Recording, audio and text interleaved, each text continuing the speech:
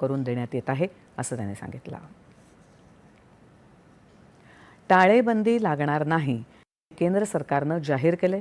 जे लोक अशा अफवा पसरवत आहेत त्या सगळ्यांवर फौजदारी कारवाई केली जाईल असा स्पष्ट इशारा मुख्यमंत्री देवेंद्र फडणवीस यांनी आज दिला आहे. मुंबईत आज वार्ताहरांशी ते बोलत होते. आखाती देशातील युद्धजन्य परिस्थितीमुळे इंधन टंचाई आणि टाळेबंदी लागणार असल्याच्या अफवांचं त्यांनी स्पष्ट शब्दात खंडन केलं.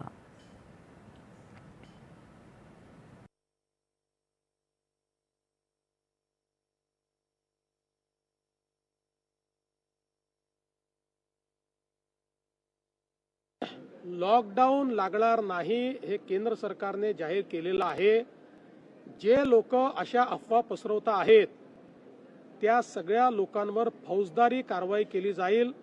मी स्पष्टपणे सांगतो, अशा पद्धतीच्या खोटी माहिती फेसबुक किंवा एक्स किंवा कुठल्याही सोशल मीडिया प्लॅटफॉर्मवर टाकणं किंवा अशा प्रकारच्या खोट्या पोस्ट या व्हॉट्सॲपच्या माध्यमातून पुढे पाठवणं तुम्ही फॉरवर्ड तरी केली तरी तो गुन्हा ठरेल आणि अशा गुन्ह्यातल्या प्रत्येकावर फौजदारी कारवाई होऊ शकते. त्यामुळे मी सर्वांना या ठिकाणी स्पष्टपणे सांगतोय की खोट्या अफवा पसरवू नका, नाहीतर फौजदारी कारवाईला सामोरं जावं लागेल.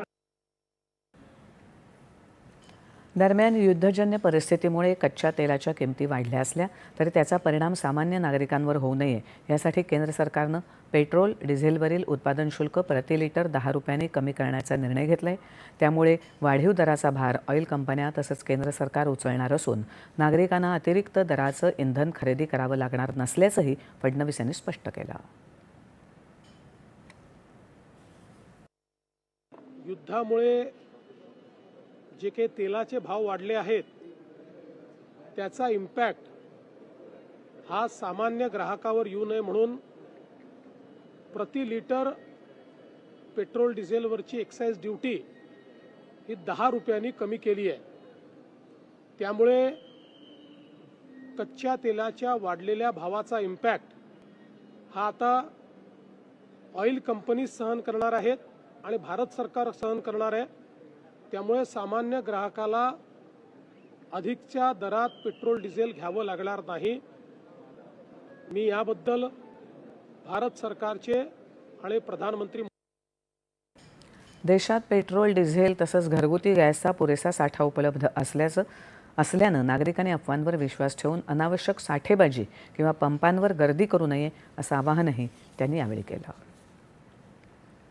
अमेरिकेचे अध्यक्ष डोनाल्ड ट्रम्प यांनी इराणला होर्मुझ